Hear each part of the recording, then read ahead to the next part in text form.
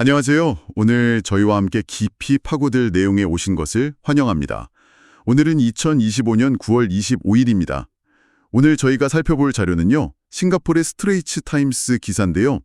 잠든 사이 놓쳤을지 모를 5가지 소식이라는 제목입니다. 전 세계 여러 소식들을 모아놓은 거죠. 저희 목표는 이 5가지 이야기들 속에서 핵심 정보를 좀 빠르게 파악하고요. 또 놓치기 쉬운 중요한 점들을 같이 짚어보는 겁니다. 짧은 시간 안에 세상 돌아가는 소식에 밝아지는 그런 지름길이라고 생각하시면 좋겠습니다. 오늘 다룰 내용은 먼저 유엔에서 연설한 젤렌스키 우크라이나 대통령의 경고가 있고요. 또 예멘의 드론 공격으로 이스라엘 휴양지가 피해를 입은 사건, 그리고 중국의 새로운 기후 목표 발표 소식도 있습니다.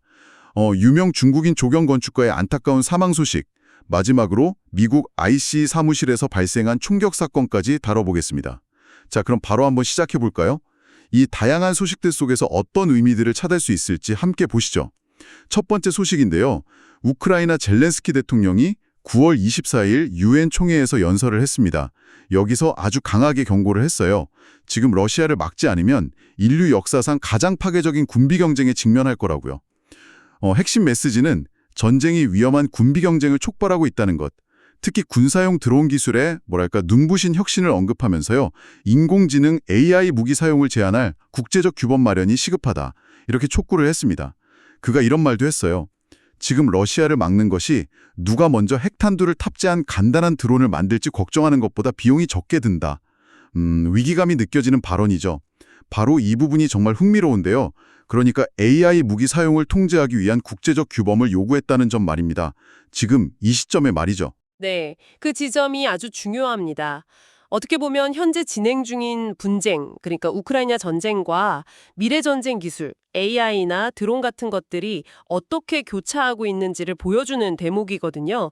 이건 새로운 군사 기술을 규제하는 게 얼마나 어려운지, 또 국제 안보에 대해서 얼마나 광범위한 질문을 던지는지를 보여줍니다. 왜 지금 AI와 드론에 대한 경고가 이렇게 중요할까요? 제 생각에는요. 기술 발전 속도를 이 규제가 따라가지 못할 때 발생할 수 있는 그런 위험을 시사하는 것 같습니다. 그러니까 기술 발전이 너무 빨라서 규제가 뒤처질 위험이 있다. 이 말씀이시군요. 네, 맞습니다. 특히 전쟁이라는 극한 상황에서는 기술이 더 빨리 발전하고 적용되니까요. 지금 규범을 만들지 않으면 나중에는 정말 통제하기 어려워질 수 있다는 절박함이 담겨 있다고 봅니다. 생존을 위해 쓰는 기술이 오히려 미래의 재앙이 될 수도 있다는 참 어려운 문제네요. 그리고 기사에서는 젤렌스키 대통령이 푸틴 러시아 대통령이 전쟁을 우크라이나 너머로 확장하려 한다. 이렇게 비난했다는 내용도 있더라고요. 이것도 좀 눈여겨볼 부분인 것 같습니다. 중립적 전달이. 그런데 말이죠. 젤렌스키 대통령이 이렇게 AI 드론의 위험성을 경고했는데 공교롭게도 바로 그날 실제 드론 공격 소식이 또 있었어요. 이번에는 중동입니다. 예멘에서 발사된 것으로 보이는 드론이 이스라엘 남부 휴양 도시 에일라트를 타격했다는 소식이에요. 이스라엘군 당국 발표로 보면 방공망이 요격에 실패했고 드론이 에일라트 지역에 떨어졌다고 합니다. 며칠 사이에 벌써 2번째 유사 사건이라는데 이건 좀 심상치 않은데요. 네, 맞아요. 벌써 2번째라는 점이 중요하죠. 네. 그리고 안타깝게도 인명피해도 꽤 컸습니다. 이스라엘 응급의료 서비스에 따르면 22명의 사상자가 발생했고 그중 2명은 파편상으로 중태라고 하니까요. 방어 시스템이 있는데도 이런 피해가 났다는 게 좀 충격적이네요. 이걸 좀 더 큰 그림에서 봐야 하는데요. 이건 예멘과 이스라엘 간의 더 넓은 지역적 긴장 관계를 보여주는 하나의 사건이라고 할 수 있습니다. 그리고 또 하나는 방어 시스템이 분명히 존재함에도 불구하고 이 드론 기술이 노출시킨 취약성입니다. 이걸 아주 잘 보여주는 사례죠. 과거에는 주요 강대국만 이런 공격 능력을 가졌다고 생각했는데 이제는 예멘 내 특정 세력 같은 기사에 명시되진 않았지만 그런 비국가 행위자나 연계된 그룹들도 드론을 이용해서 상당한 피해를 줄 수 있다는 걸 보여주는 겁니다. 그러니까 이제는 국가뿐만 아니라 다른 그룹들도 이런 공격을 할 수 있게 되었다는 거군요. 그렇죠. 이건 드론 기술의 접근성이 얼마나 좋아졌는지, 그리고 이게 얼마나 확산되었는지를 보여주는 거고요. 결국 이게 국제 안보에 어떤 영향을 미치고 있는지 우리가 좀 더 심각하게 고민해 봐야 할 질문을 던지는 겁니다. 확실히 드론 기술이 전쟁이나 안보의 양상을 바꾸고 있다는 게 느껴지네요. 방어하는 쪽은 훨씬 더 어려워졌고요. 자, 이렇게 군사기술과 지역 갈등 이야기를 해봤는데요. 이번에는 또 다른 종류의 전지구적 과제죠. 바로 기후변화 관련 소식으로 넘어가 보겠습니다. 중국에서 중요한 발표가 있었어요. 네, 시진핑 중국 국가주석이 9월 24일 유엔 기후정상회의에 영상 메시지를 보냈습니다. 여기서 2035년까지 중국의 온실가스 배출량을 정점 대비 7에서 10% 감축하겠다, 이런 새로운 목표를 제시했습니다. 이게 11월 브라질에서 열릴 COP30 기후정상회의를 앞두고 발표된 거라 더 주목을 받는 것 같아요. 네, 시점이 아주 중요하죠. 그리고 구체적인 계획도 같이 나왔는데요. 향후 10년 내, 그러니까 2035년까지 풍력 및 태양광 발전 설비 용량을 2020년 수준의 6대 이상으로 늘리고, 또 국내 에너지 소비에서 비화석 연료 비중을 30% 이상으로 높이겠다, 이런 계획도 포함됐습니다. 꽤 구체적인 수치들이죠. 네, 상당히 구체적이네요. 목표 달성을 위한 의지를 보여주는 것 같기도 하고요. 그런데 여기서 또 흥미로운 점은요. 시 주석이 연설에서 일부 국가들이 글로벌 청정에너지 전환에 역행하고 있다, 이렇게 비판을 했다는 점이에요. 기사에는 누구라고 특정하진 않았지만 뉘앙스가 좀 있지 않습니까? 그렇죠. 아무래도 세계 최대 배출국인 중국의 발표다 보니 그 자체로 무게감이 상당하고요.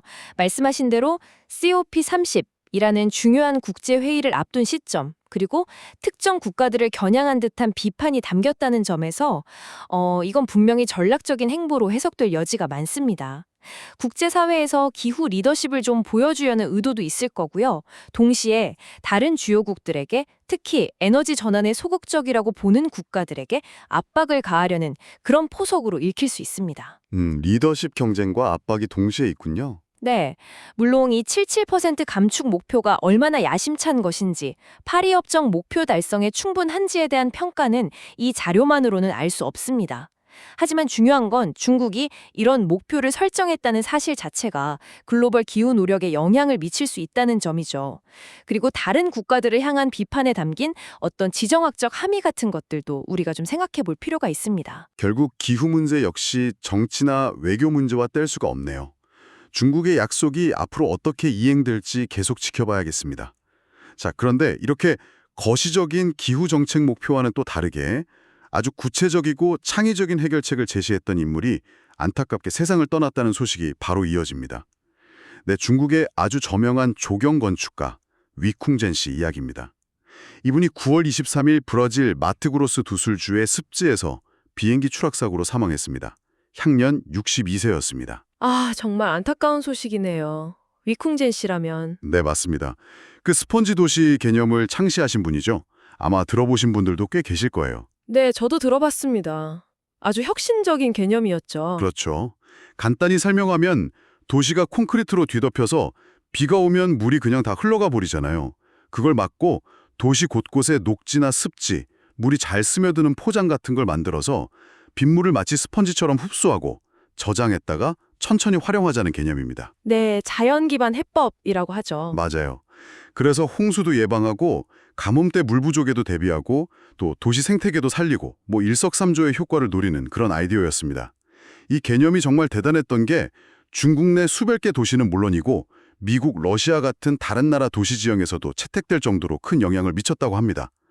기후변화 시대에 정말 필요한 지혜가 아니었나 싶어요. 위쿵젠 씨가 남긴 유산은 정말 크다고 생각합니다. 특히 앞서 저희가 이야기 나눴던 기후변화 문제와 직접적으로 연결되잖아요. 갈수록 극한 호우 같은 게 잦아지고 도시 홍수 위험이 커지는 이런 상황에서 그 스펀지 도시 개념은 도시가 어떻게 기후변화에 적응하고 또 회복력을 높일 수 있는지에 대한 아주 실질적이면서도 지속 가능한 해법을 제시한 거거든요. 네, 정말 실질적인 대안이었죠. 네, 이건 앞서 본 중국의 국가적 기후 목표 같은 그런 거대 담론과 실제 우리 발밑의 땅 위에서 구현될 수 있는 구체적인 실천 방안이 어떻게 만날 수 있는지를 보여주면 정말 탁월한 사례라고 할 수 있습니다. 그의 부재가 이 분야에 정말 큰 손실일 겁니다. 네, 다시 한번 안타까움을 표합니다. 그분의 아이디어가 앞으로도 계속해서 확산되기를 바라야겠네요. 자, 어느덧 마지막 소식입니다. 이번에는 미국으로 가보겠습니다. 텍사스주 댈러스에서 총격 사건이 발생했습니다. 9월 24일 댈러스에 있는 이민세관 단속국 ICE 현장 사무소에서 벌어진 일인데요. 보도에 따르면 총격범이 구금 중이던 사람 2명을 살해하고 한 명에게 부상을 입힌 뒤에 스스로 목숨을 끊었다고 합니다. 참 끔찍한 사건이죠. 네, 정말 충격적인 사건입니다. 범행 동기와 관련해서 기사에 좀 단서가 될 만한 내용이 있는데요. 당시 FBI 국장이었던 카슈 파텔이 X, 그러니까 예전 트위터죠. 거기에 공개한 사진에 따르면 용의자가 사용하지 않은 총알 케이스 측면에 NT-ICE라는 글자가 적혀 있었다고 합니다. 아시다시피 ICE는 이민세관 단속국을 의미하고요. 그래서 파텔 전 국장은 이걸 근거로 수사가 진행 중이지만 증거에 대한 초기 검토 결과 이 공격 뒤에는 이념적 동기가 있는 것으로 보인다. 이렇게 밝혔다고 기사는 전하고 있습니다. 이 부분은 좀 어떻게 봐야 할까요? 전문가님. 이 사건은 지금 말씀하신 것처럼 수사가 진행 중이고 저희가 가진 정보도 이 스트레이트 타임즈 기사에 나온 게 전부이기 때문에 굉장히 신중하게 접근해야 합니다. 기사에서는 FBI 국장의 발언을 인용해서 NT-ICE라는 문구와 이념적 동기 가능성을 언급하고 있죠. 여기서 중요한 것은 우리가 어떤 입장을 취하는 게 아니라 기사가 제시하는 그 맥락 자체를 살펴보는 것입니다. 네, 그렇죠. 맥락을 이해하는 게 중요하겠네요. 네. NT-ICE라는 문구 자체는 이 사건이 미국 사회 내에서 굉장히 민감하고 또 양극화된 이슈인 이민 정책, 그리고 그 단속 활동과 관련될 수 있다는 점을 시사합니다. 하지만 다시 한번 강조하지만 이것은 어디까지나 기사에 보도된 초기 정보 그리고 정황에 근거한 추정이라는 점을 명확히 해야 합니다. 섣부른 단정은 절대 금물이고 수사 결과를 차분히 지켜봐야 할 사안이라고 생각합니다. 네, 맞습니다. 아직 단정하기는 이르지만 이런 사건이 발생했다는 것 자체가 미국 사회의 어떤 갈등 지점을 좀 보여주는 것일 수도 있겠다는 생각은 드네요. 신중하게 지켜봐야겠습니다. 자, 오늘 이렇게 5가지 소식을 쭉 훑어봤습니다. 우크라이나 전쟁과 미래 무기 기술의 문제부터 시작해서 중동의 드론 공격, 중국의 기후 목표, 또 스펀지 도시라는 혁신적인 아이디어와 그 창시자의 안타까운 죽음, 그리고 미국 내 이민 관련 시설에서의 폭력 사건까지 정말 다양한 주제들을 다뤘네요. 네. 언뜻 보면 정말 다 다른 이야기 같은데요. 그래도 몇 가지 공통된 흐름이나 연결고리를 찾아볼 수 있을 것 같습니다. 첫 번째는 역시 기술인 것 같아요. 드론이나 AI 같은 새로운 기술이 전쟁이나 안보 지형을 어떻게 바꾸고 있는지, 또 어떤 윤리적인 질문들을 우리에게 던지고 있는지를 봤고요. 네, 기술의 영향력이 정말 커졌죠. 두 번째는 글로벌 상호 의존성입니다. 중국의 기후 정책 결정이 전 세계에 영향을 미치고 또 스폰지 도시 같은 좋은 아이디어는 국경을 넘어서 확산되기도 하죠. 반대로 갈등이나 폭력 같은 문제들도 지역적이든 국제적이든 서로 영향을 주고받는다는 걸 알 수 있습니다. 서로 다 연결되어 있다는 거군요. 그렇죠. 그리고 마지막으로는 지속되고 있는 긴장과 갈등입니다. 우크라이나나 중동 같은 국가 간의 분쟁도 있고 기후변화 대응을 둘러싼 국가 간의 이견도 있고요. 또 미국 사례처럼 사회 내부의 어떤 이념적 대립까지 다양한 형태의 긴장이 계속되고 있다는 것을 확인할 수 있었습니다. 아, 그렇군요. 기술, 상호의존성, 그리고 갈등. 이 3가지 키워드를 염두에 두고 세상을 바라보면 좀 더 입체적으로 이해할 수 있겠네요. 결국 이렇게 서로 달라 보이는 사건들을 이해하고 그 의미를 연결해보는 것이 오늘날 우리가 사는 이 복잡한 세상을 파악하는데 뭐랄까 어떤 나침반 같은 역할을 해줄 수 있지 않을까 싶습니다. 단순히 정보를 아는 것을 넘어서 연결하고 또 질문하는 과정 자체가 중요하겠죠. 오늘 저희와 함께 이 이야기들을 깊이 탐색해 주셔서 정말 감사합니다. 네, 저도 유익한 시간이었습니다. 마지막으로 오늘 저희가 나눈 이야기들을 바탕으로 청취자 여러분께서 스스로 한 번 더 깊이 생각해 볼 만한 질문 하나를 던져드리고 싶습니다.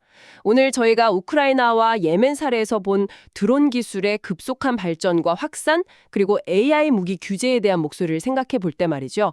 이런 기술들이 앞으로 전쟁터뿐만 아니라 우리 사회의 다른 영역, 예를 들면 감시 시스템이라든지 치안 유지, 물류 배송, 심지어는 예술 창작 같은 분야에까지 점점 더 확산된다면 우리는 어떤 예상치 못한 윤리적, 사회적 도전 과제들을 마주하게 될까요? 기술이 주는 편리함 뒤에 숨겨진 그림자는 과연 무엇일지 한 번쯤 고민해 보시면 어떨까 합니다. 네, 생각해 볼 만한 질문이네요. 다음번 당신만을 위한 맞춤 분석에서 다시 뵙겠습니다.